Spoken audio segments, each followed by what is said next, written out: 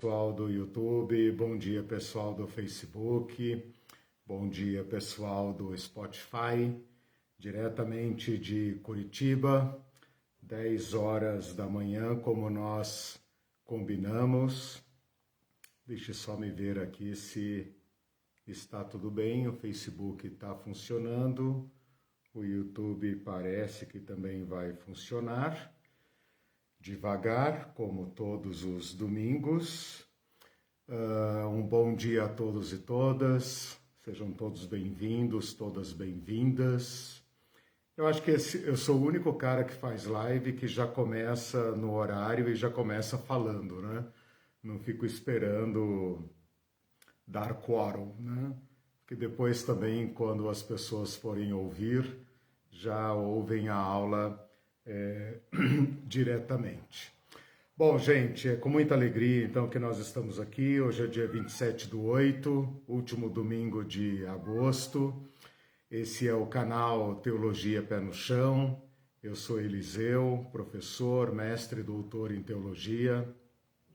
No momento, esta é minha única faculdade, né? Eu tive a proeza de ser tridemitido, já posso pedir música no Fantástico, porque a minha teologia segue caminhos nem sempre agradáveis para as instituições que formam quadros para as igrejas que estão aí.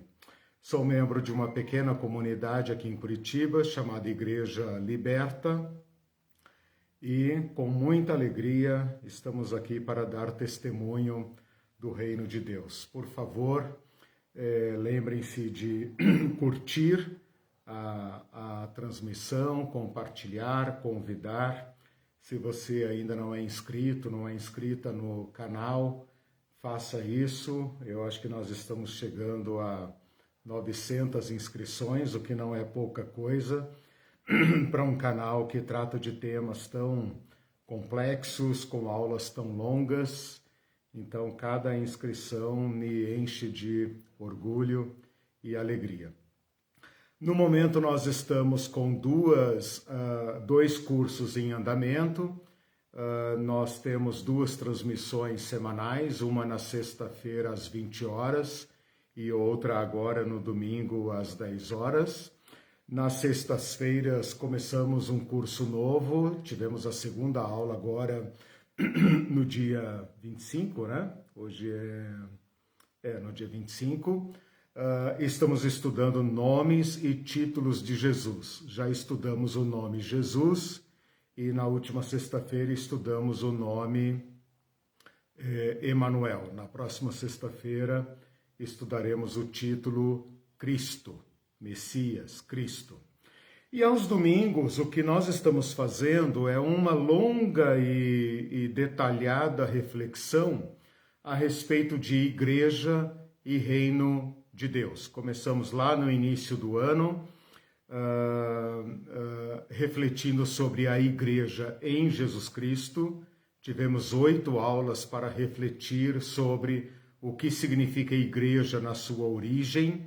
É claro que nós não estudamos o restante do Novo Testamento, estudamos apenas o material de Jesus Cristo, que é restrito, porém profundo, radical, né? E depois estudamos 8 aulas sobre Reino de Deus, que é, digamos, na fala de Jesus, um material extenso e também muito profundo. E nessas 8 aulas sobre Reino de Deus, nós tentamos resgatar a ideia de reino para então compreendê-la. E terminamos então a aula 17, a aula do desempate, né? 8 aulas de igreja, 8 aulas sobre Reino de Deus. Na aula 17, nós fizemos uma primeira tentativa de responder perguntas relacionadas relacionadas à relação é boa, né? Mas é isso mesmo, relacionadas à relação entre igreja e reino de Deus. Eu tenho falado desde o primeiro dia que mesmo que você nunca tenha feito essa pergunta, ou que tua igreja, ou na tua experiência, na tua faculdade, ninguém nunca tenha feito essa pergunta, de certa forma, e independentemente disso, na sua prática, você está respondendo como você entende ser a relação entre igreja e reino de Deus. Por um lado, igreja parece um tema muito fácil, porque nós que somos brasileiros, ocidentais, latino-americanos, convivemos com igreja desde sempre, tem igreja em todas as esquinas, para todos os gostos, né? Tem um cardápio infindável de igrejas, nomes de igrejas, tipos de igrejas, ritmos de igrejas. Por outro lado, o tema do reino de Deus é um tema difícil para nós, desafiador, porque parece que o reino de Deus é uma coisa abstrata, ou uma coisa do céu, lá de cima, ou uma coisa do futuro, do pós-morte, do apocalipse, da vinda de Jesus e etc., ou de dentro. Então veja, nós pegamos a principal mensagem de Jesus, que é chegado o reino de Deus, busquem em primeiro lugar o reino de Deus, né? Entrem no reino de Deus, e transformamos o reino de Deus numa dimensão ou numa realidade, se a gente pode dizer assim, que não tem a ver com este mundo. Então é lá de cima, do céu azul de Platão, ou é do pós-morte, quando Jesus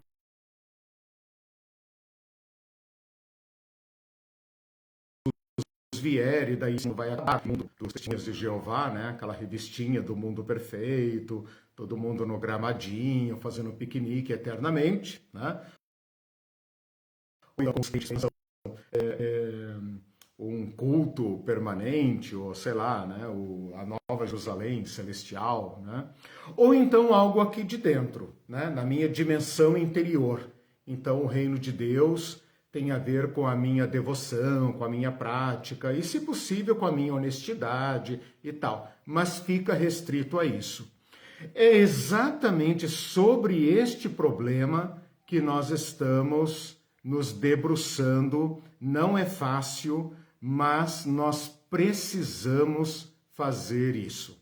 Depois nós fizemos, então, um pequeno, longo recesso, deu aí acho que mais ou menos um mês, entre julho e agosto, e finalmente, então, na aula passada, eu retomei o curso apresentando alguns problemas, os principais problemas, não todos, mas os principais, ou alguns, ou aqueles que eu julgo os principais, para que então a gente se dedique nessas próximas aulas de setembro, outubro e novembro, se Deus quiser, a responder, elucidar, esclarecer estas questões. Gente, vocês estão aí no Facebook, me parece que o YouTube não começou. Está rodando aqui para mim até agora, pelo jeito, como sempre acontece, né? A gente fica com um funcionando e um falhando. Pelo menos não são os dois ao mesmo tempo, né? É bom quando os dois funcionam, né? Mas, pelo menos, não falharam os dois. Depois eu subo essa aula para o YouTube. Então, fiquem aí em espírito de oração para que o Facebook não me deixe. Aula número 18, hoje é a aula número 19. Na aula passada eu apresentei alguns problemas, algumas dificuldades na compreensão do reino de Deus, e eu vou recapitulá-las aqui rapidamente, porque na aula de hoje eu ainda vou apresentar alguns problemas eu estou criando os problemas para a gente mesmo, né? Para que então nas próximas aulas a gente se debruce e tente esclarecer isso, e no final do ano espero que, ao ouvir Reino de Deus, pensar Reino de Deus, ler nas Escrituras sobre Reino de Deus, você não se sinta tão perdido, confuso, mas pelo menos tenha aqueles elementos essenciais, principais para avançar. Então, na aula passada eu falei um pouco sobre origem do reino de Deus, natureza do reino de Deus, mostrando para vocês reino de Deus e reino dos céus. Esta divergência, né, esta aparente divergência é nula, porque na verdade são reino de Deus e reino dos céus é exatamente igual, e a prova disso é que se você comparar, pelo menos a principal prova, a principal evidência, se você comparar Mateus, Marcos e Lucas nas suas passagens paralelas, ou seja, aqueles relatos que Mateus narra, Marcos narra e Lucas também narra, você vai observar que onde Marcos e Lucas usam a expressão reino de Deus, Mateus prefere usar a expressão reino dos céus. A expressão reino de Deus para nós não é tão problemática, né? Mas a expressão reino dos céus nos induz a uma compreensão equivocada quando a gente pensa que reino dos céus é o reino que está no céu e, portanto, não tem relação com este mundo. E aí eu esclareci para vocês dizendo que quando se fala reino dos céus, é de Deus, e além disso, esse de, essa preposiçãozinha que liga reino e Deus e que liga reino e céus, é, na verdade, uma preposição de origem. É claro que é de Deus, porque o reino é de Deus, né? Mas, ou é da dimensão supra-histórica, mas é da sua origem. E isso significa para nós o seguinte, que este projeto de Deus para a humanidade não é uma evolução sociopolítica, cultural e econômica da humanidade. O reino de Deus não é a culminância de um processo evolutivo normal, assim como um macaco evoluiu, e se tornou o homem. Não, brincadeira. Mas por falar em evolução, nós saímos lá da tribo, lá da caverna, lá do homem do porrete lá, né? O homem neandertal, né? Cro-Magnon, e chegaremos então àquele mundo dos testemunhas de Jeová. Não é isso que nós devemos entender. O que nós devemos entender é que na nossa história humana é uma redundância, né? Porque só o ser humano faz história. Na nossa evolução, na nossa história política, cultural, econômica, o que nós produzimos é isso que está aí. Nós produzimos coisas boas, mas nós também produzimos tragédia. E se nós prolongarmos a nossa história, provavelmente nós teremos mais do mesmo. Nós faremos muitas coisas boas, mas nós também aumentaremos e multiplicaremos a nossa capacidade de matar e de destruir o planeta e certamente de autodestruição, né? Há menos de 100 anos nós já somos capazes de nos autodestruir rapidamente, né? Que nós somos capazes de nos autodestruir a longo prazo já está claro, né? Já esgotamos o planeta, já estamos mergulhando no caos. Mas desde o desenvolvimento da bomba atômica, da energia nuclear, nós somos capazes, segundo os cientistas nos dizem, de nos autodestruir, né?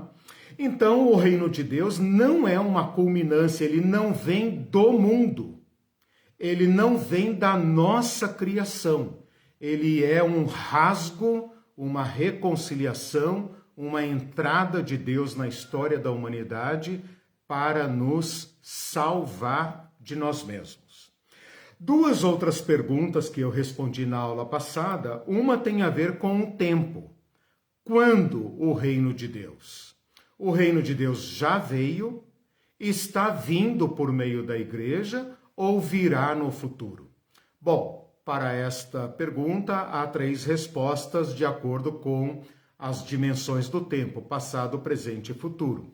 Algumas pessoas tentaram nos convencer de que o reino de Deus é passado, e eles dizem isso porque pensam, quando Jesus veio, ele trouxe o reino de Deus. Então é isso daí que nós temos. Não há mais nada que esperar. Nós que devemos usufruir e realizar e desenvolver aquilo que Jesus Cristo já trouxe, né? Na pior das hipóteses, Jesus Cristo apenas se equivocou. Ele foi um utopista, um homem sonhador, como tantos outros que existiram na história, e sonhou com um grande projeto, mas esse projeto fracassou completamente, e Jesus então serve para nós hoje apenas como inspiração. Assim como a gente gosta de falar de Gandhi, Mandela, Martin Luther King e sei lá mais quem, Madre Teresa de Calcutá, Jesus também é apenas um bom homem que nos inspira a fazer boas coisas e impede que a gente caia no pleno desespero.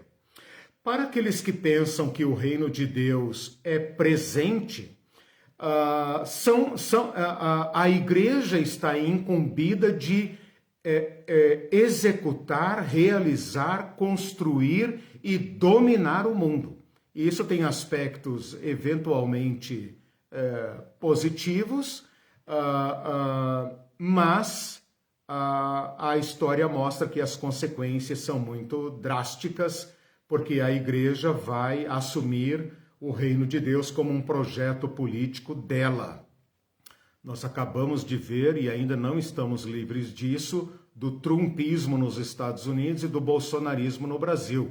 Como a igreja é capaz de aderir a um projeto de poder, usar todos os instrumentos disponíveis para executar e cumprir aquilo que ela julga ser suas finalidades. Então a história nos demonstra que essa postura de assumir o reino de Deus como um projeto de poder é a mais violenta das ditaduras. Que Deus nos livre de uma ditadura religiosa, né? A história já nos mostrou onde isso vai dar.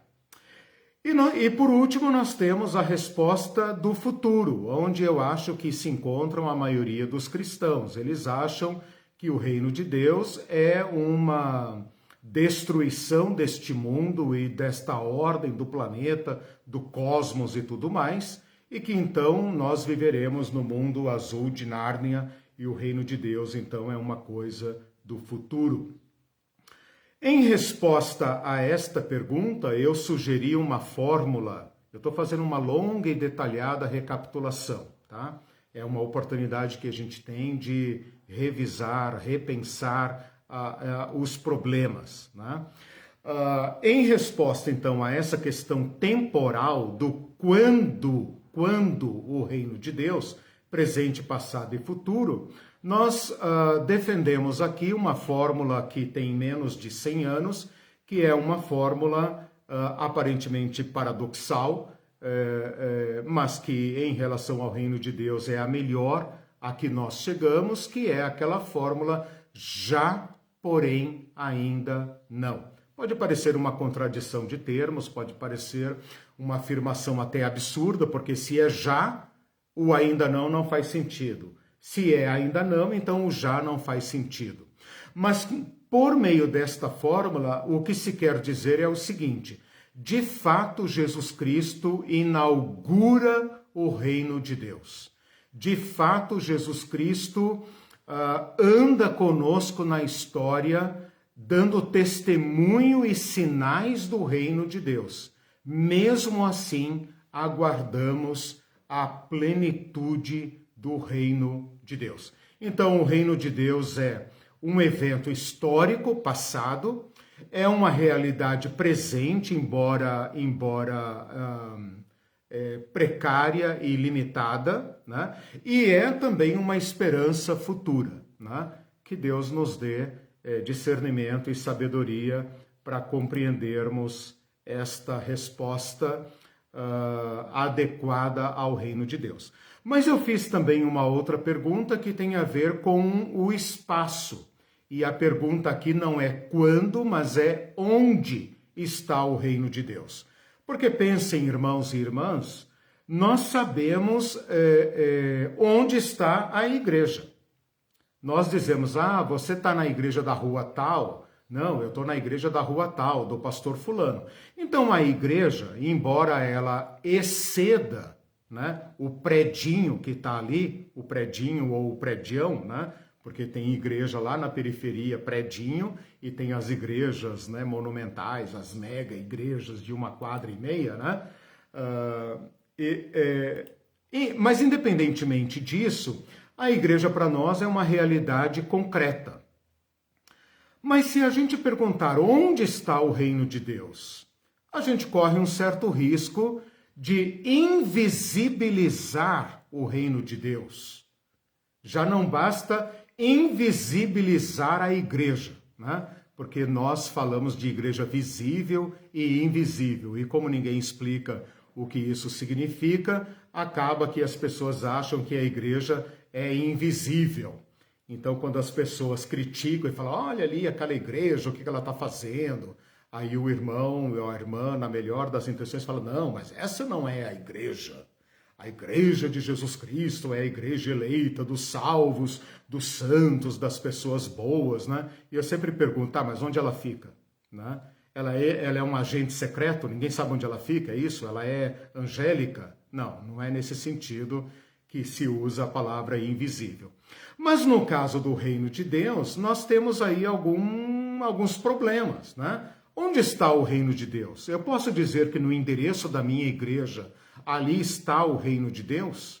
Aquilo resume o reino de Deus? Nós podemos equacionar igreja e reino de Deus? Então, quando eu digo assim, hoje eu vou na minha igreja, eu posso dizer, hoje eu vou no reino de Deus? Ou seja, o reino de Deus está lá naquele endereço sagrado do salão principal da nossa igreja, né? Se o reino de Deus não é visibilizado, não é confundido com a igreja, então onde ele está? Onde está a sede do reino de Deus? Onde estão os prédios do reino de Deus? Onde estão as estruturas do reino de Deus? Nesse sentido, eu ofereci para vocês uma resposta que não é exaustiva, no sentido de que ela não esgota a resposta à pergunta, mas ela é, digamos, o ponto de partida. E ele é uma resposta muito importante, como eu disse, não é a única, mas é o ponto de partida, e eu me baseei em Lucas 17, 20, quando os fariseus perguntam para Jesus, onde está o reino de Deus? Onde está? Né? Eles perguntam, na verdade, quando, e Jesus responde como e onde. Né? Eles falam, os fariseus perguntam a Jesus, quando virá o reino de Deus? Quando? Eles podiam fazer essa pergunta porque eles estavam diante do Cristo, portanto, no passado. Né? E Jesus responde, não vem o reino de Deus com visível aparência. E aí fica parecendo para os cristãos que o reino de Deus é invisível, porque se não vem com visível aparência, então ele é invisível. Errado. O que Jesus está dizendo é que o reino de Deus não tem as ostentações, os símbolos de poder típico do reino, dos reinos políticos, dos reinos deste mundo. E Jesus completa a pergunta, ele completa a resposta dizendo, nem dirão, ei-lo aqui ou lá está. Ou seja, o reino de Deus não está sob controle de ninguém. Porque o reino de Deus está dentro em vós. Esta expressão dentro em vós pode induzir ao erro de pensar no reino de Deus como uma dimensão apenas interna. O reino de Deus está dentro de vocês. Vocês percebem que é tão difícil traduzir esta expressão que aqui na minha Bíblia fala, está dentro em vós. É como se o tradutor tivesse dito, eu deixo aí o problema com vocês, eu não vou resolver essa parada. Né? Então, gramaticalmente, nós não temos uma solução para esta expressão. Porém, na prática, eu e muitos teólogos refutamos a interpretação do dentro de vós, porque Jesus está falando com os fariseus. E se nós entendermos que Jesus está falando o reino de Deus está dentro de vocês, nós teríamos que admitir que os fariseus eram portadores do reino de Deus. E eles não eram. Então, o que Jesus está dizendo aqui, a melhor interpretação é: o reino de Deus já está entre vocês. E o entre vocês chama a atenção para aquilo que é mais basal, fundamental na sociedade, que são as relações interpessoais. Isto nos impede de cair no erro de colocar o reino de Deus nas mega estruturas, na visível aparência, nas grandes catedrais, nas grandes instituições que carregam o nome de Deus com a sua imponência. Então aquilo não domina, não controla, não retém o reino de Deus, e também nos impede de levar o reino de Deus para essa interioridade. Jesus reina no meu coração. Tá? O cara tá cuspindo marimbondo, xingando, preconceituoso, odioso, né? Defende projetos políticos abomináveis, mas o reino de Deus, os valores cristãos, judaico-cristãos, né? E em nome de valores judaicos cristãos, defende até Hitler, racismo e todas essas pérolas diabólicas, né? Então, esta resposta de Jesus nos impede de construir os grandes aparatos e competir com os reinos do mundo pelos mesmos métodos, e também nos impede de pensar no reino de Deus como uma dimensão interior. É claro que o reino de Deus envolve a minha interioridade.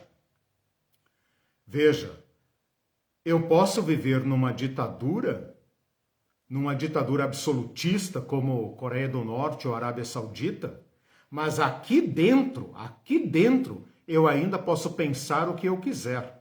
Eu posso aparentar obediência ao Estado, mas aqui dentro eu posso defender o que eu quiser.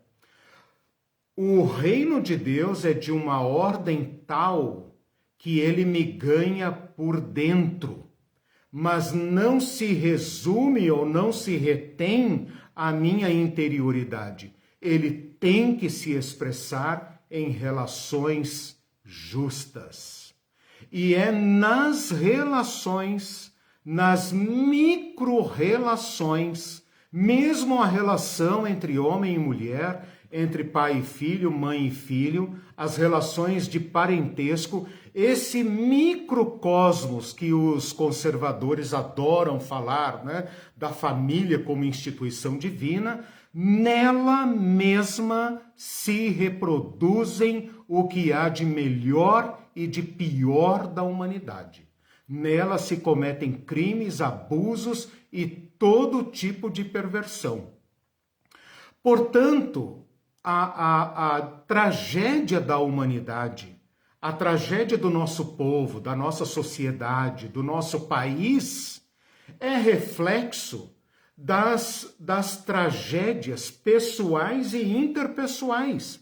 Qualquer micro-relação tem o potencial de expressar as mais violentas barbaridades, as mais pervertidas relações de abuso e de violência e de ódio e de crime.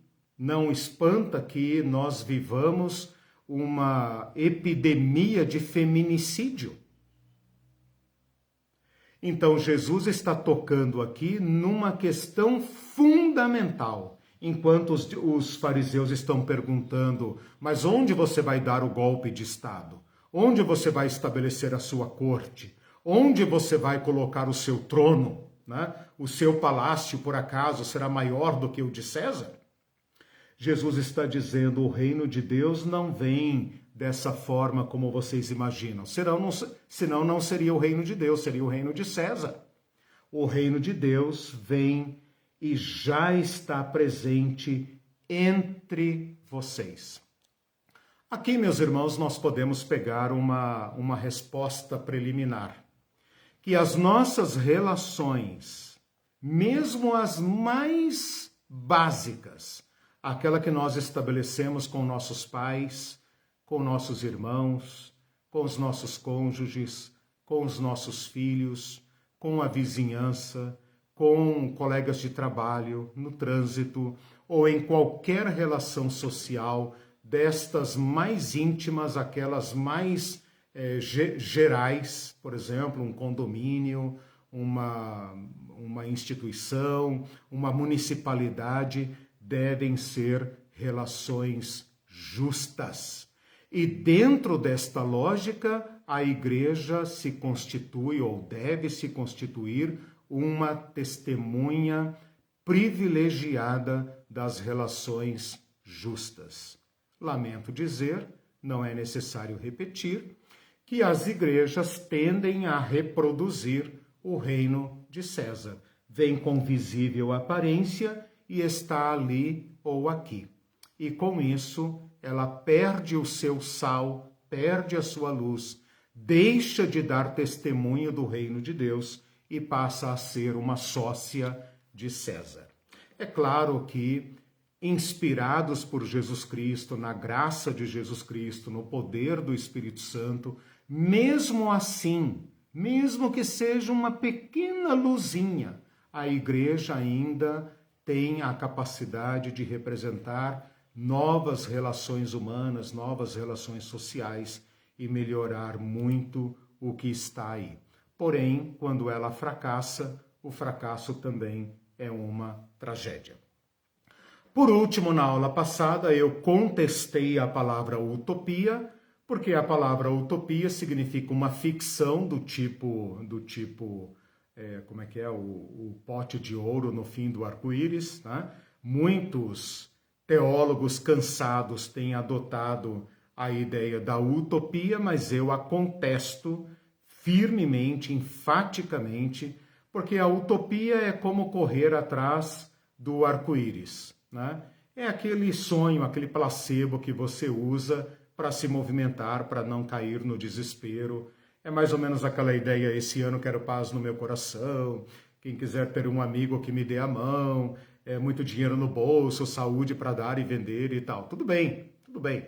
Sabe que isso não vai acontecer, mas não custa tentar, né? É melhor do que falar, ai meu Deus, como será esse ano? Será que, né? E ninguém suporta isso. Então, a gente foge para a utopia e a utopia serve para isso mesmo. O reino de Deus não é uma utopia porque ele se materializa na nossa história e ele nos chama a sermos sócios, cooperadores, colaboradores de um projeto civilizatório cujo fiador é o próprio Jesus Cristo. Bom, meus irmãos, nesse mesmo sentido, nesse mesmo espírito, deixe-me só ver aqui, o YouTube de fato não entrou. Deixa eu ver se eu consigo aqui acessar o Facebook para a gente interagir um pouquinho. Enquanto isso eu tomo uma água. Eu quero aprofundar esta... Beleza, estou vendo ali que vocês estão ali, ok? Eu quero aprofundar esta questão agora, colocar mais um problema para a gente conversar a respeito disso, e eu acho que, de certa forma, ele vai englobar as questões que eu transmiti na aula passada e acabei agora de revisar detalhadamente, né? Dando a vocês a oportunidade de revisitar, de repensar essas questões, e eu acho que com isso nós encerramos a problematização do reino de Deus. Vocês calculam comigo, né? Agora você calcula, como diziam os antigos, né? Nossos avós. Vejam como é fácil pensar sobre igreja.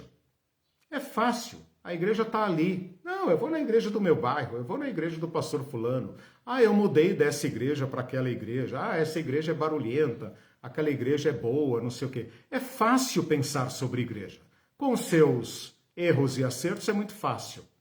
Agora, vocês estão percebendo a complexidade, a dificuldade de pensar o reino de Deus? Vocês percebem como o estado atual da fé evangélica no Brasil está comprometida com respostas equivocadas a esta pergunta? Então agora vocês entendem por que é que eu estou gastando tanto tempo com esse tema. Nós vamos precisar abrir esta mensagem de Jesus Cristo. Nós vamos ter que fazer um esforço de compreender o que é que Jesus Cristo tem para nós nesse tempo. Como nós podemos seguir os ensinamentos de Jesus Cristo neste tempo. Não no tempo do passado, dos nossos pais, etc. Ah, meu Deus, o passado, como era bom, não sei o que. Tá, esse tempo já foi. Acorda, esse tempo já foi. Não é o exército, não é os conservadores, não são os conservadores, não é o comunismo, não é aquilo, não, isso não volta, a história não anda para trás. A história, se repete, é uma tragédia, né? É uma comédia e uma tragédia. Então nós temos que nos encontrar com esse tempo, nós temos que encontrar o Cristo nesse tempo, ok? Então vamos lá, eu vou colocar uma parelha de palavras e vou conversar com vocês a respeito disso e então a gente vai caminhando para as conclusões possíveis desta aula. Só um minutinho, estão servidos?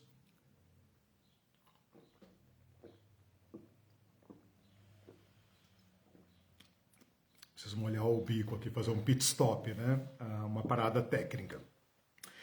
Eu queria conversar com vocês hoje, então, uma última questão que, como eu falei, talvez até englobe muito do que nós tratamos na aula passada, que é esta divergência, ou como é que eu poderia dizer, esse dilema entre imanência e transcendência. Eliseu, lá vem complicado, não entendi nada. O que você está querendo dizer?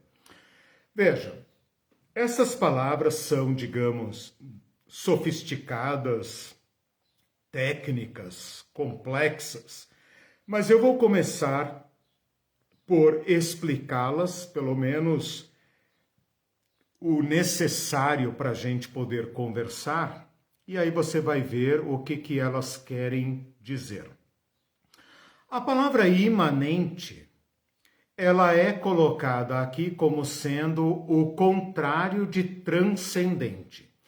Imanente é aquilo que permanece aqui nessa esfera. A palavra imanente significa in manere. Manere é a palavra ficar, permanecer.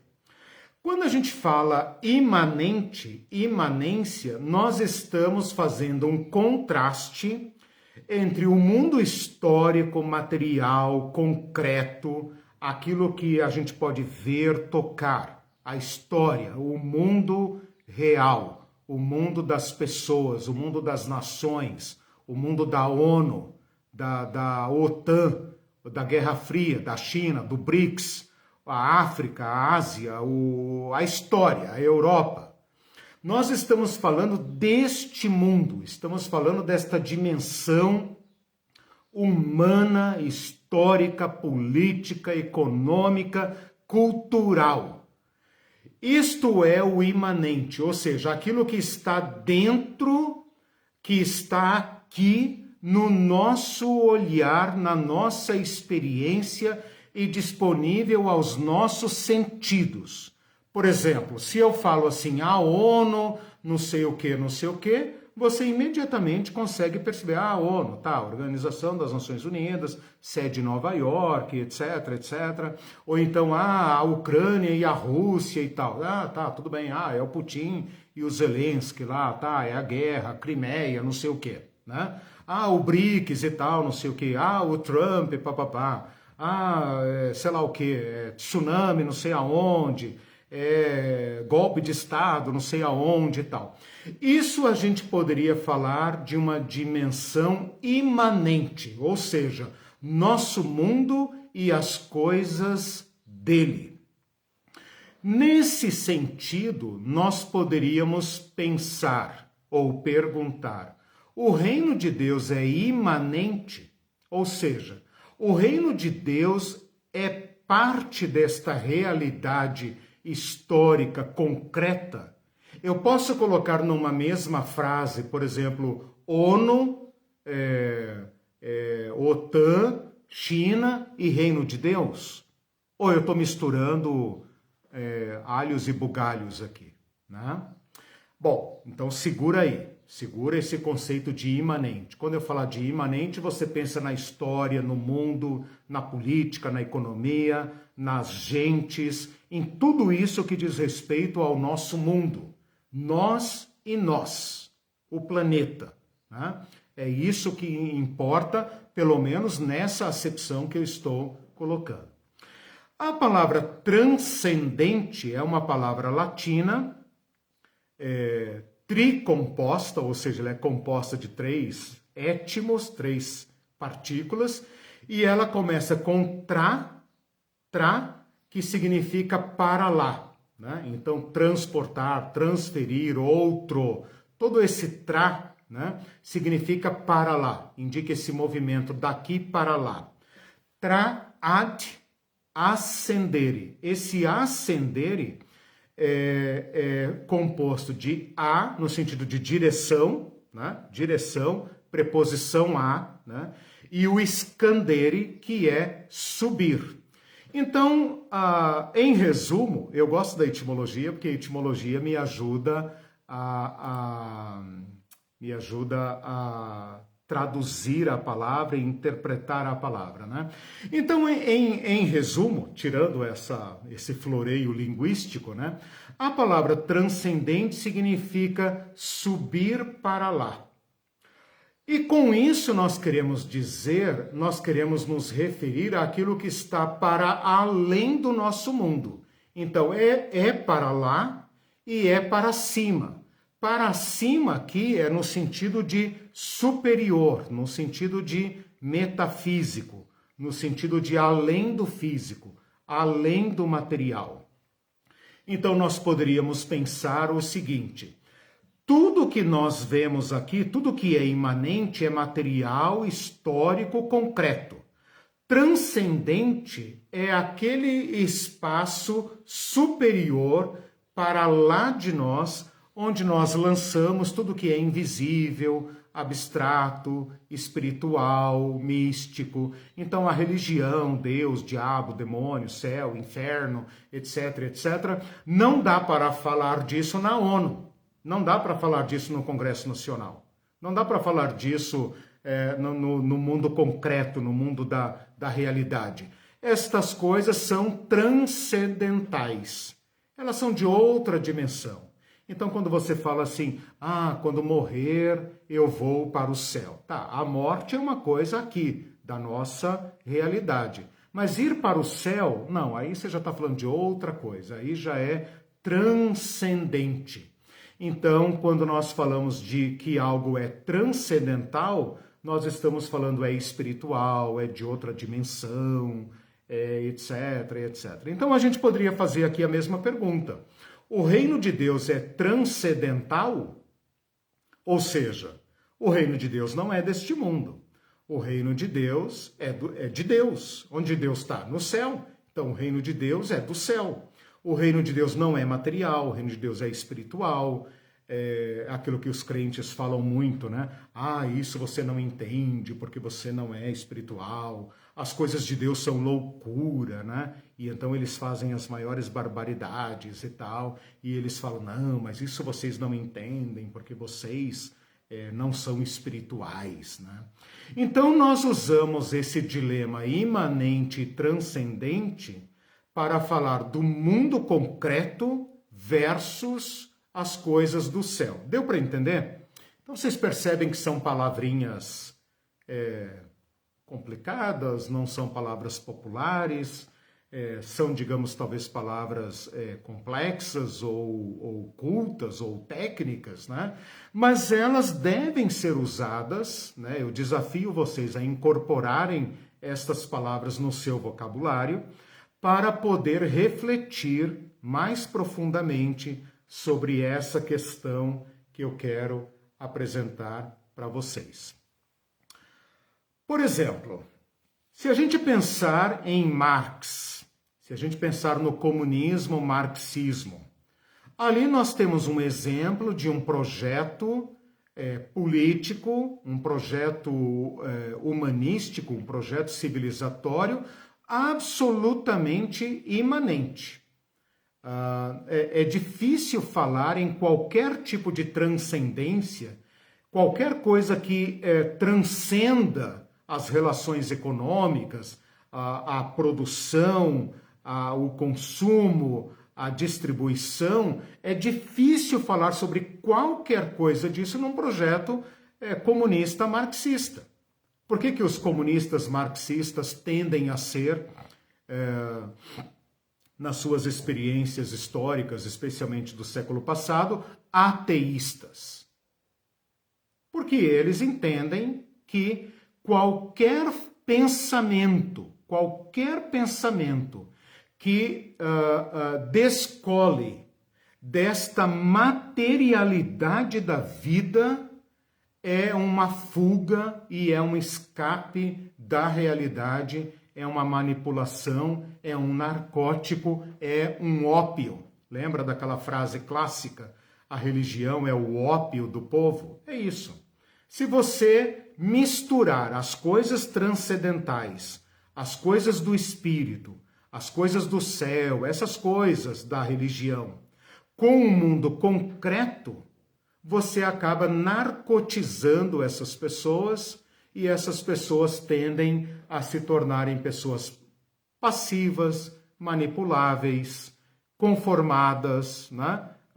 Pensa, por exemplo, como a religião tratou, por exemplo, os negros durante a escravidão moderna, né? Tipo, seja um bom escravo, seja um bom escravo. Você é negro, negra, seja um bom escravo, uma boa escrava. No céu, você terá o seu paraíso. É isso.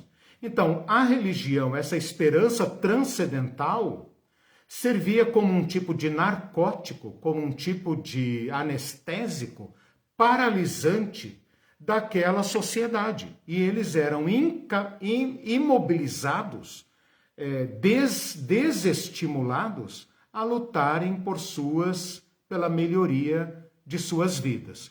O marxismo, como projeto civilizatório imanente, histórico, material histórico, ou histórico material, como eles falam, estruturado nas dimensões concretas da vida, repele completamente o transcendental. Por outro lado, como eu já acabei de dizer aqui para vocês, nós evangélicos, de um modo geral, os religiosos de um modo geral, os evangélicos, né, os cristãos, e dentre os cristãos, os evangélicos ainda, de uma forma especial, mas os católicos também, nós tendemos a ignorar o imanente, o histórico, o concreto, as condições da vida, as dificuldades da vida, os dramas humanos, né? Nós tendemos a ignorar tudo isso e a pensarmos apenas no transcendente. Então nós falamos assim, eu não sou deste mundo, eu estou aqui de passagem, né?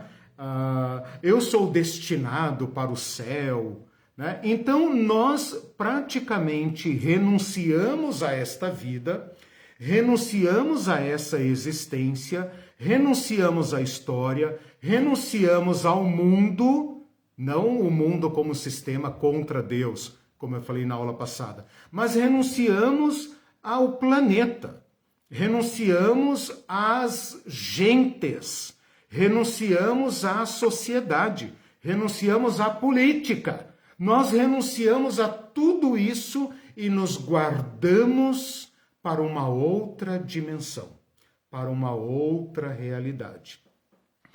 Eu espero que vocês estejam percebendo o tamanho do problema que nós estamos levantando. Que nós estamos cocheando, manquitolando, né, tropeçando entre dois modos, dois caminhos de pensar que tendem a se excluir.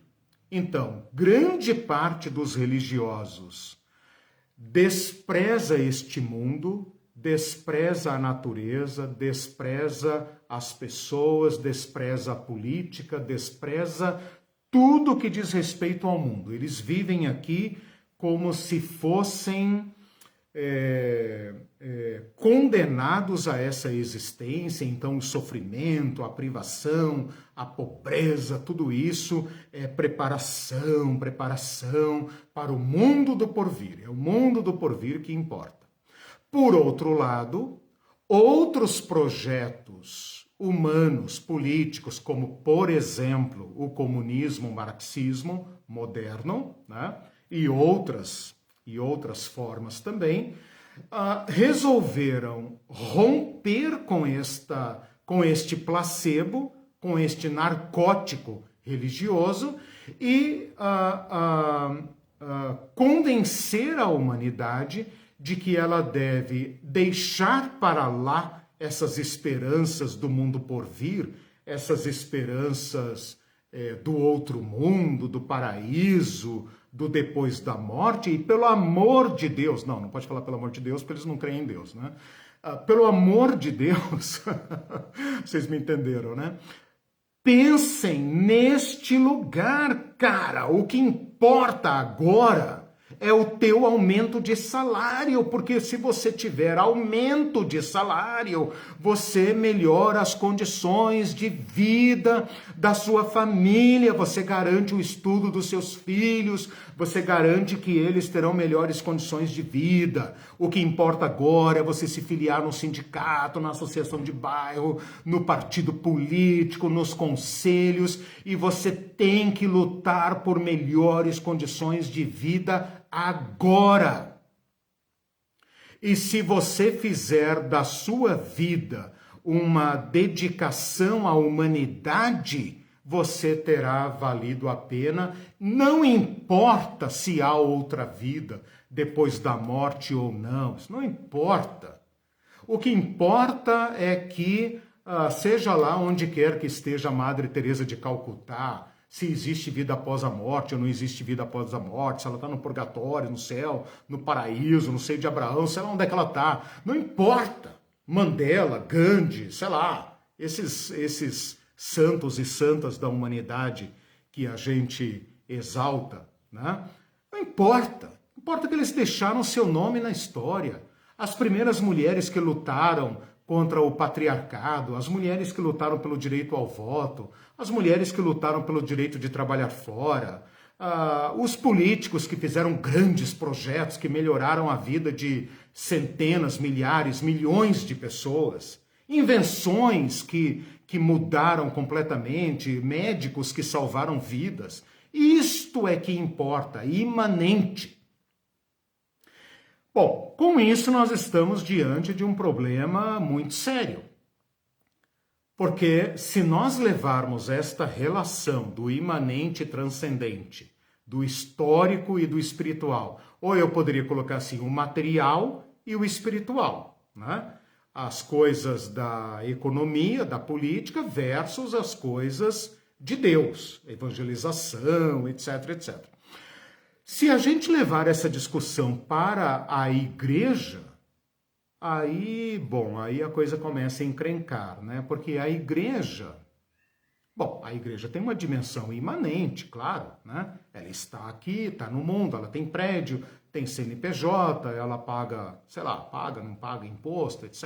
Ela tem empregados, ela tem vigilância, ela tem seguro, ela tem carro, ela tem empregados, ela tem uma dimensão imanente, ela existe concretamente, ela tem materialidade. Mas a igreja também, assim, o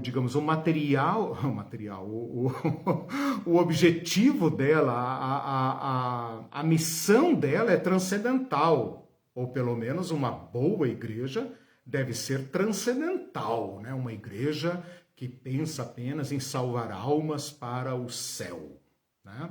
Então a igreja, ela já vive um pouco desse dilema, né? Ela tem um aspecto imanente, mas ela também se dedica a uma missão transcendente. Então ela não se importa muito com natureza, com meio ambiente, com consumo, com economia, com sindicato. Aliás, crente que é crente não faz greve, não se filia a sindicato, porque isso não é coisa de Deus, né?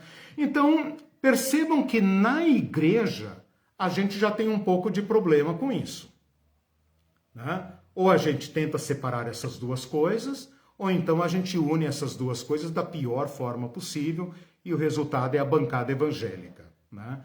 E aí os cristãos se tornam os piores dentre os piores do mundo e aí complica extremamente a nossa situação. Bom, se esta pergunta já é complicada no que diz respeito à igreja, a igreja tem responsabilidade social, política, cultural, econômica, trabalhista.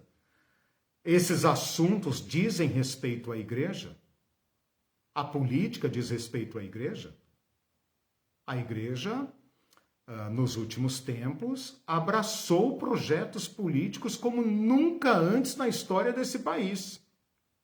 E outras igrejas, num arroubo de pureza, falou: aqui na igreja não se fala em política. Aqui na igreja não se fala em política. Então vocês percebem o tamanho do problema. Algumas igrejas querem ser apenas transcendentais, sem pisar no chão, né? Sem uma teologia pé no chão. É como se elas flutuassem. É como se os problemas, né? Vai começar o culto, o irmão lá, o dirigente do louvor fala: irmão, deixa os seus problemas lá fora, né? Deixa o mundo lá fora, aqui dentro nós vamos louvar a Deus e tal. Então é aquela igreja que não pisa no chão, ela flutua, né? Ela não reconhece a dor, ela não traz, né, a dimensão humana para dentro da igreja.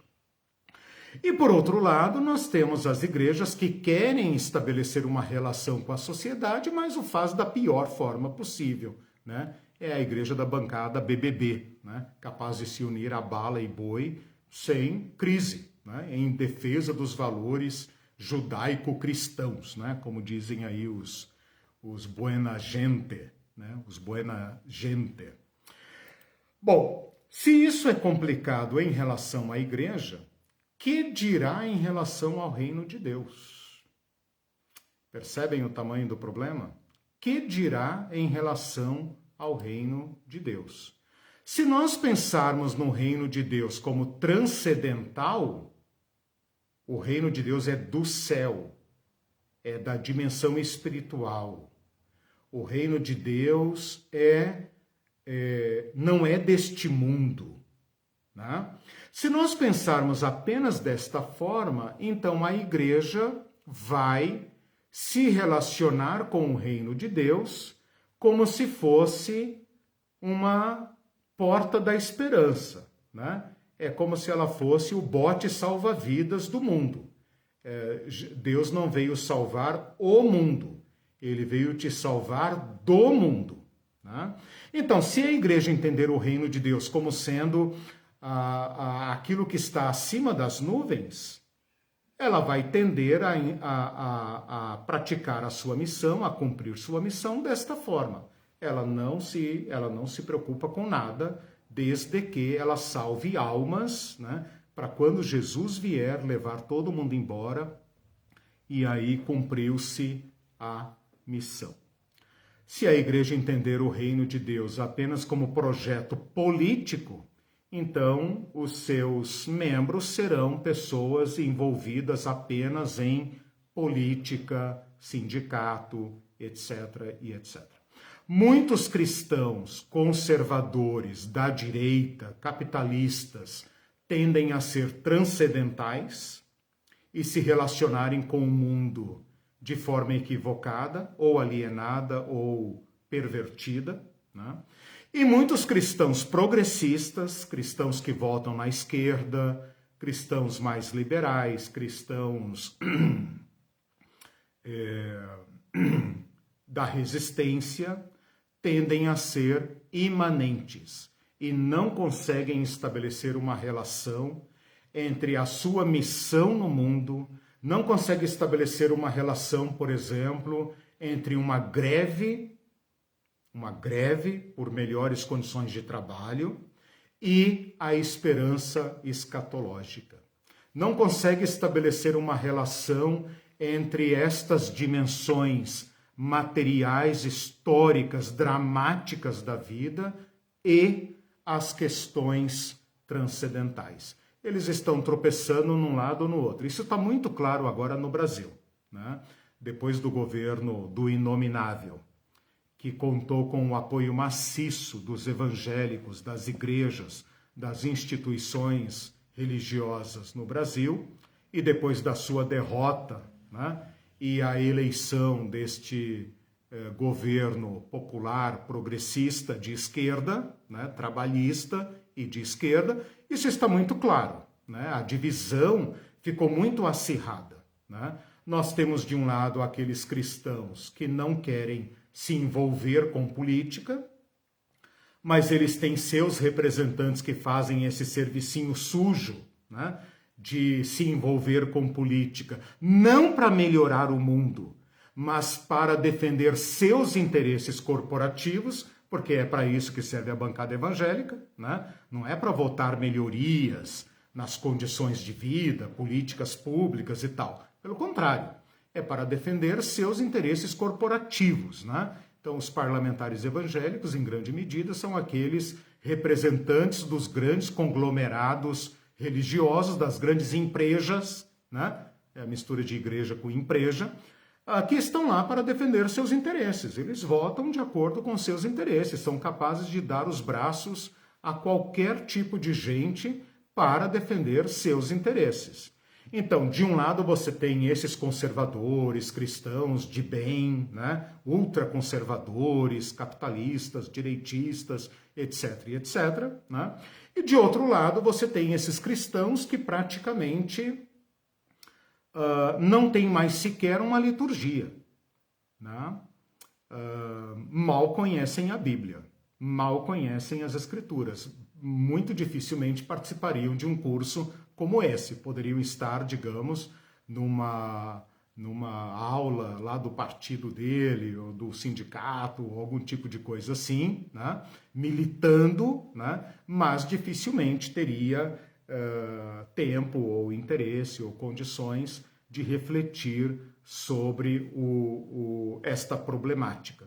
Percebem o tamanho da encrenca? Deixe-me ver aqui se vocês estão falando alguma coisa. O YouTube de fato está fora, né? Eu coloquei então agora o problema, né? E eu vou agora então fazer alguns apontamentos para verificar, beleza, vocês estão ali, tá? Para verificar as possíveis respostas a esse problema que eu estou colocando.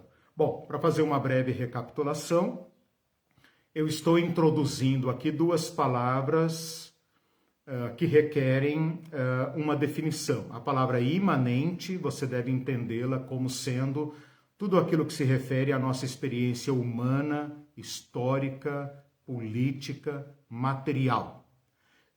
Tudo aquilo que não é transcendente. E, por sua vez, o que é transcendente?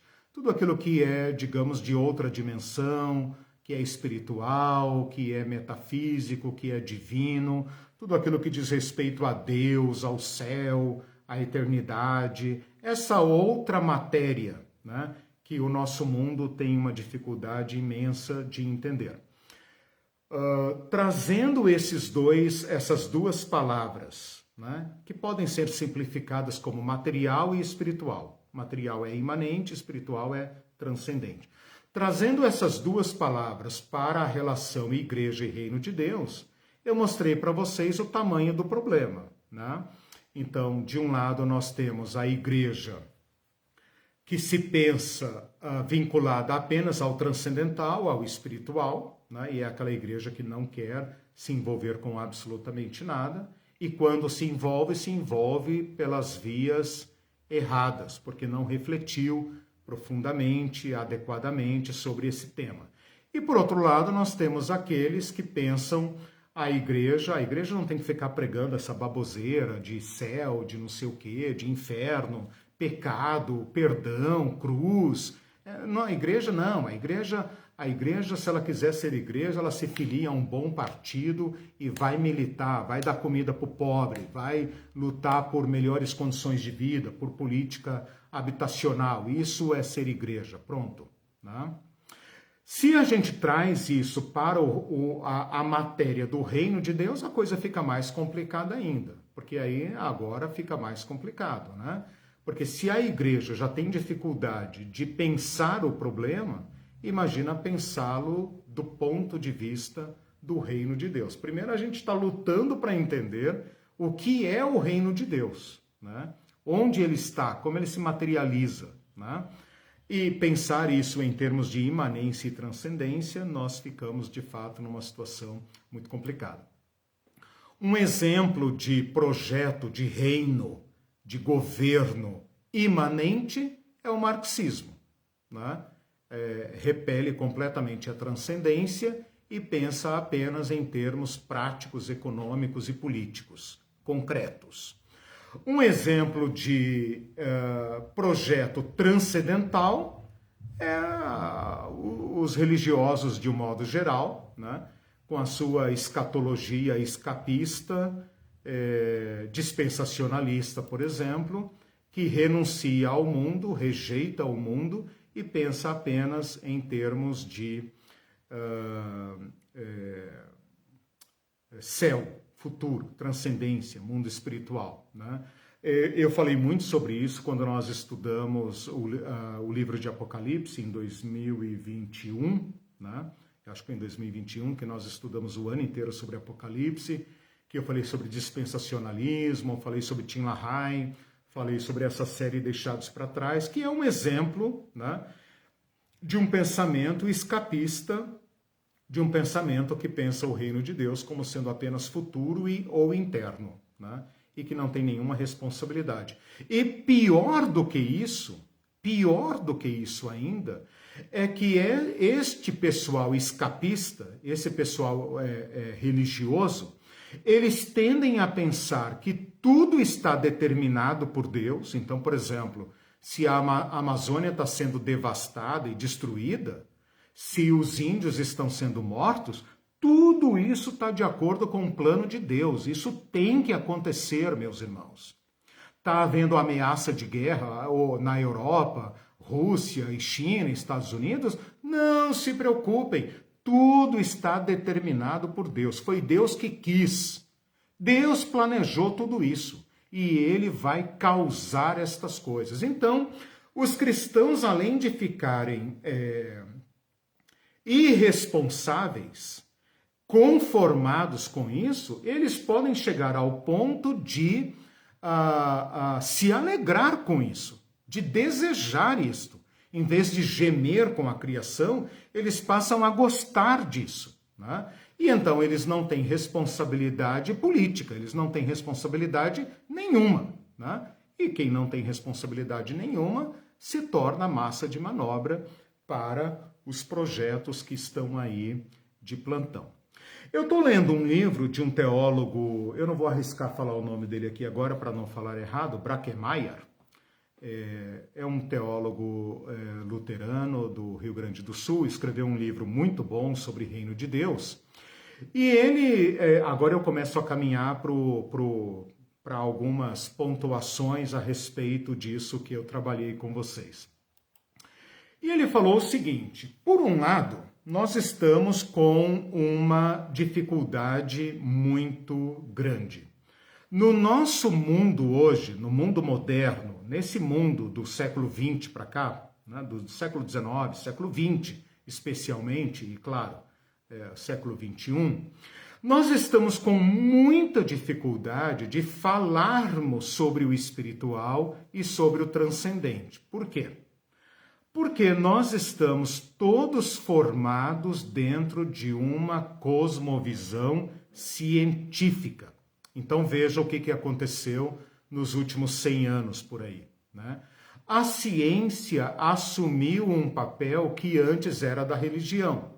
Até o século XVIII, até a época do Iluminismo, século XIX, a religião dava a palavra, ou pelo menos tentava dar a palavra final sobre todas as questões. Deus criou o homem, o mundo é o centro do universo, e existe isso, existe aquilo, isso não existe porque não está na Bíblia. Dinossauro, por exemplo, não existe, não está na Bíblia. Né?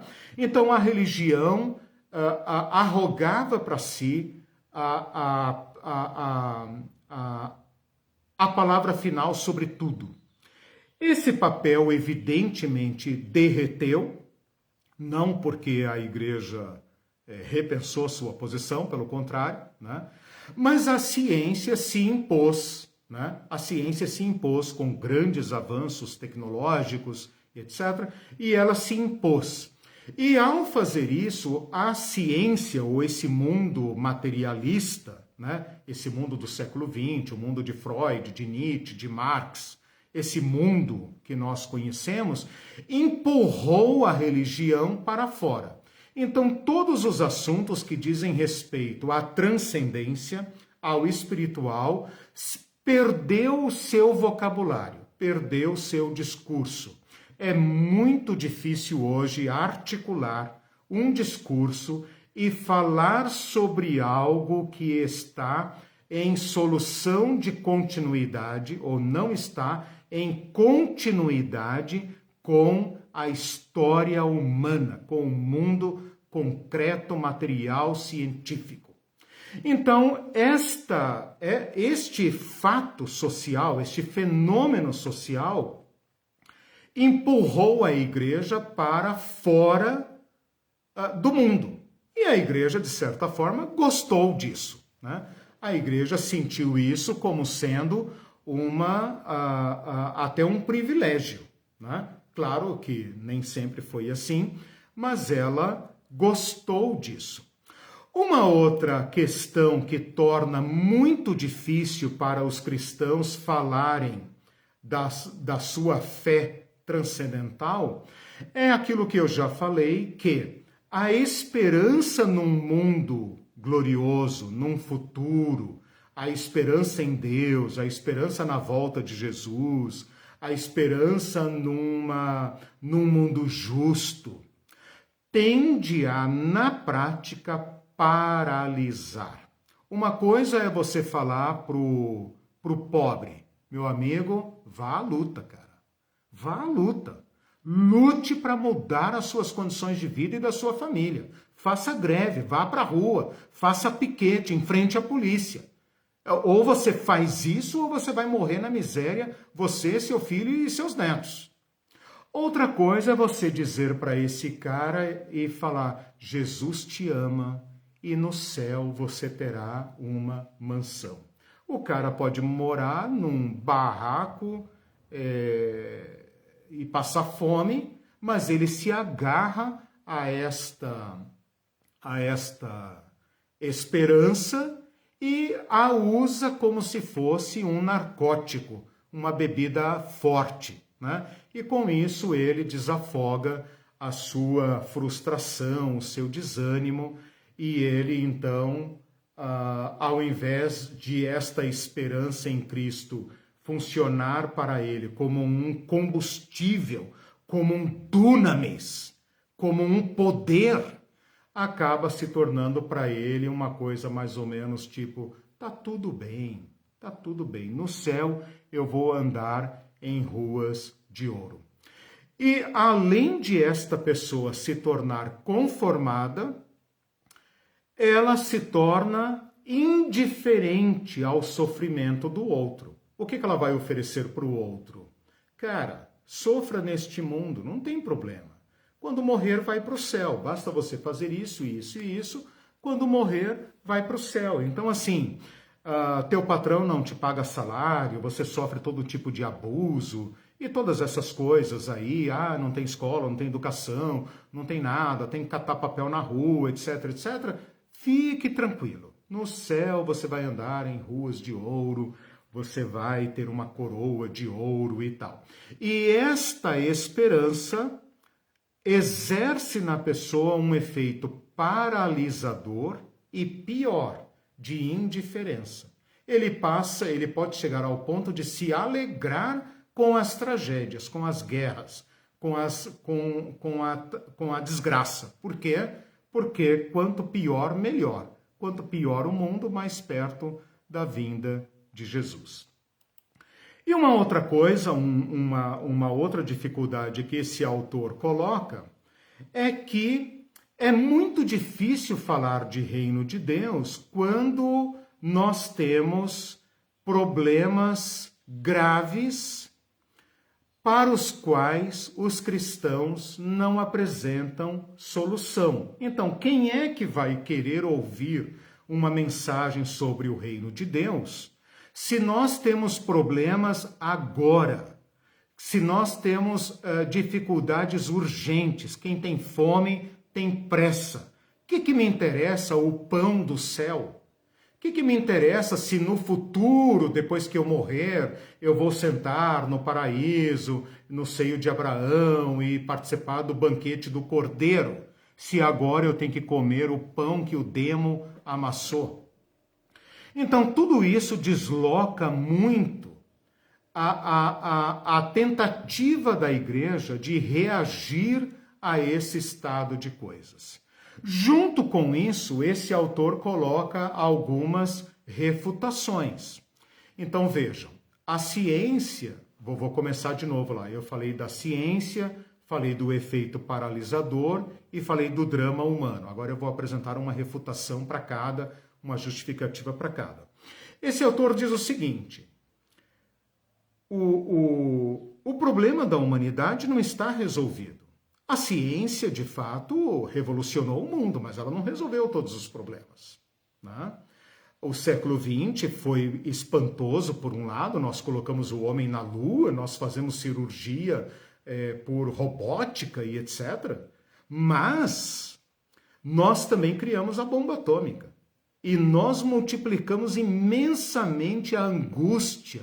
A indústria farmacêutica está sendo talvez uma das mais lucrativas. As pessoas estão adoecendo do espírito, se é que se pode falar do espírito no mundo moderno.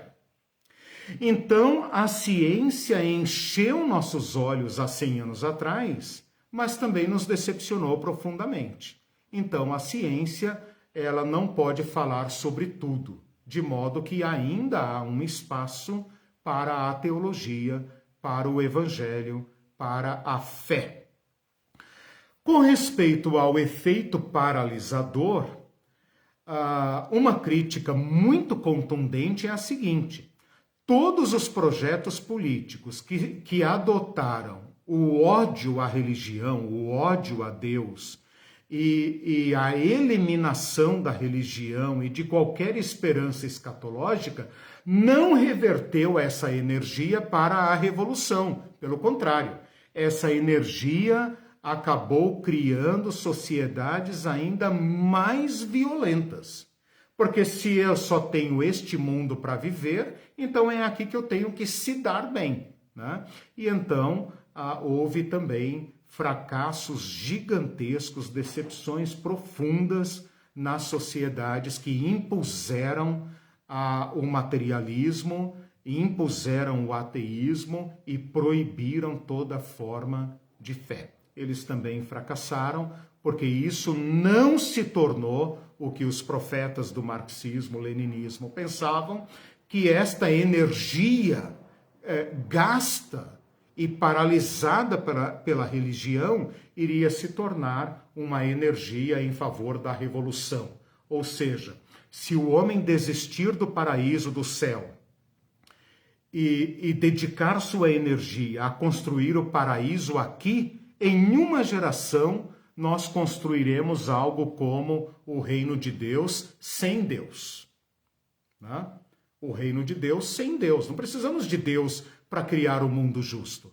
Basta que cada cidadão, cada homem pare de explorar o seu próximo e nos tornemos todos sócios na construção de um mundo melhor. Essa ideia fracassou completamente, porque as pessoas não foram para a revolução. Pelo contrário, eles foram para o hedonismo e se tornaram piores do que antes. E por último, essa questão dos dramas humanos. A gente deve pensar que um governo ou um país que conceda aos seus cidadãos aquelas condições de vida do bem-estar social, aquele povo que tem casa, comida, escola, educação, etc, etc, eles estão felizes para sempre? Não, sabemos que não, né? Tem aí os países do bem-estar social, os países nórdicos, que podem alcançar excelente padrão de vida, porém não conseguem resolver e nem devem resolver, não é possível resolver os problemas existenciais do ser humano, dar um sentido para viver. Então, com isso, eu estou apresentando as dificuldades de lidar, de apresentar a este nosso mundo o evangelho do reino de Deus. Por outro lado, eu estou justificando, apoiado nesse autor, Brackmeyer, estou justificando o direito legítimo, o espaço que há neste mundo para o anúncio do evangelho do reino de Deus. O ser humano é o mesmo da época de Cristo. O ser humano é o mesmo. Tem as mesmas necessidades, as mesmas frustrações, as mesmas angústias. Então, embora o nosso mundo apresente para nós desafios novos e complexos, nós ainda podemos encontrar o caminho, a missão de Jesus Cristo num mundo como o nosso. Então, nós vivemos um tempo em que a ciência decepcionou, e também vivemos um tempo em que as utopias políticas fracassaram. Vivemos um tempo meio que cada um por si, né? Parece que o estado de bem-estar social, parece que as democracias, parece que tudo aquilo pelo qual nós lutamos há 100 anos, ou pelo menos depois da Segunda Guerra Mundial, está colapsando rapidamente. E um novo mundo está surgindo. E ele parece ser muito ameaçador para a população, para os povos, especialmente os mais vulneráveis. Será, meus irmãos e irmãs, que o Evangelho de Jesus Cristo ainda tem algo a dizer para este mundo? Será que as igrejas devem continuar servindo de placebo e narcótico para a sociedade? Ou será que a igreja deve arregaçar as mangas e, de fato, entrar nos partidos políticos e aumentar a bancada evangélica e depois eleger um presidente terrivelmente evangélico e dominar o mundo para Cristo? Nós vamos ter que encontrar essa resposta. Ou nós vamos voltar ao passado e falar: igreja não se mete em política, e quanto pior o mundo melhor, porque Jesus está às portas e ele virá e nós não temos nada a ver com esse mundo. Ou então nós vamos cair nessa vala cavada pelas principais lideranças evangélicas, vou falar apenas do Brasil, mas não é um fenômeno exclusivamente brasileiro, em que a direita conservadora capitalista voraz está se apropriando rapidamente do discurso evangélico conservador e o está cooptando para seu projeto, né? Isso é uma forma de baratear a dominação do mundo, porque o sistema não quer fazê-lo pela via violenta, então faz pela via religiosa. Como a religião tende a ser o consolo do homem moderno, do homem e da mulher modernos, diante desse mundo profundamente ameaçador, então é a religião que esse sistema vai usar. Esse é o dilema que está diante de nós, né? Nós vamos nos fechar, transformar nossas igrejas em mosteiros apartados do mundo?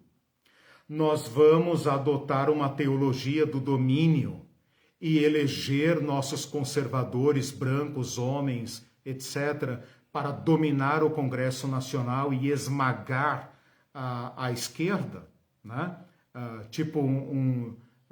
Sem Nicolas Ferreiras e Marcos Felicianos e Magnus Maltas e Damares no Congresso, é isso que nós queremos, né? E Nunes Marques e Mendonças dominando o Supremo Tribunal Federal, e isso multiplicado por N câmaras e assembleias e TJs e comarcas desse país? É isso que vamos fazer? Ou será que nós vamos também abandonar isso, acossados que nós estamos, criticados como nós estamos sendo por esses que odeiam a igreja, né, com seus próprios motivos? Nós vamos também abandonar completamente a transcendência e vamos então adotar uma postura de sermos cristãos militantes. Tipo, a rua é a minha igreja e é lá que eu sirvo a Deus. E tudo se resume ao sindicato, ao piquete, ao protesto, à greve e à votação de projetos e tudo mais. É isso que vamos fazer? Em resposta a isso, nós vamos ter que buscar a mensagem de Jesus novamente, né? Ouso dizer, caminhando agora já para o encerramento mesmo, que o reino de Deus é imanente e transcendente, que o reino de Deus tem a ver com reconciliação, e se tem a ver com reconciliação e com restauração, ele não pode dividir. Então, ou o reino de Deus vem de Deus e toca o nosso chão e a nossa realidade, ou não é o reino de Deus. O reino de Deus não é um reino que se restringe a dar pão na mesa do pobre. Não é um projeto político que apenas vai levar água para o sertão. Também não é uma oferta, uma proposta de salvar nossa alma e nos levar para o mundo azul de Nárnia.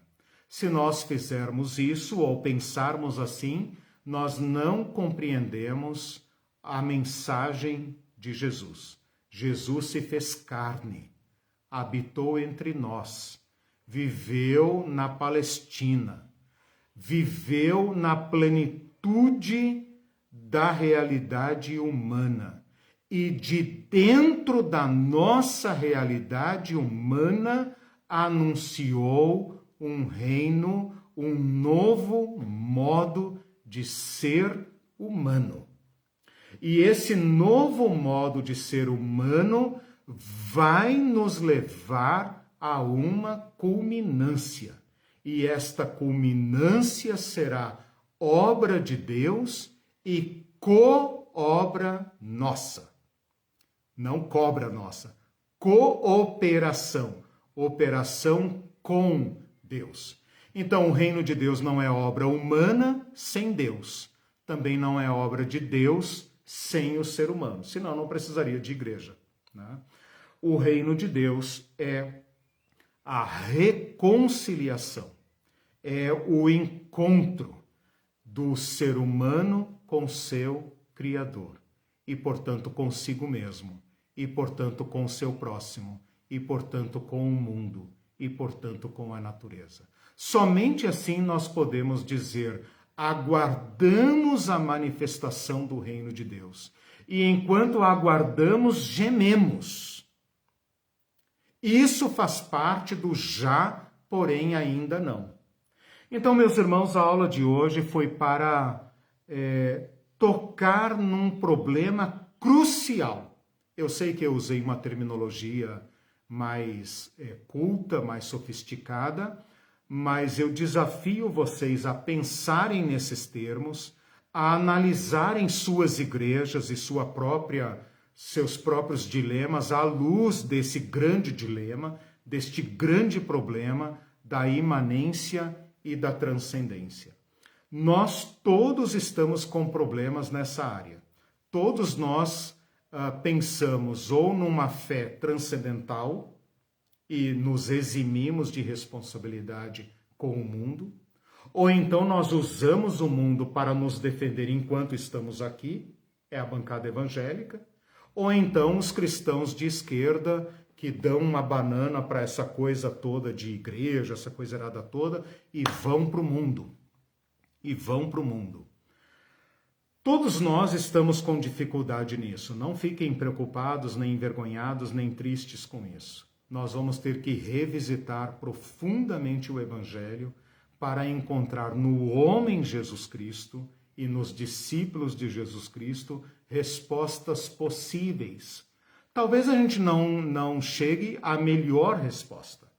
Talvez a gente não apresente no final do ano uma cartilha clara, mas seguramente nós estaremos dando uma contribuição à sociedade brasileira, né? Mostrando caminhos alternativos para nós salvarmos a nós mesmos, salvarmos a nossa geração, nossa família, nossa sociedade, nosso país e, quem sabe, até onde isso pode chegar. Gente, muito obrigado por ter me ouvido. Infelizmente o o YouTube não funcionou, o Facebook estava aqui, então agradeço a todos, um bom domingo para todos, uma boa semana, e nós nos vemos na sexta-feira com a terceira aula sobre o nome de Jesus Cristo. Vamos estudar o nome Cristo e Messias. Deus abençoe a todos, tchau, forte abraço.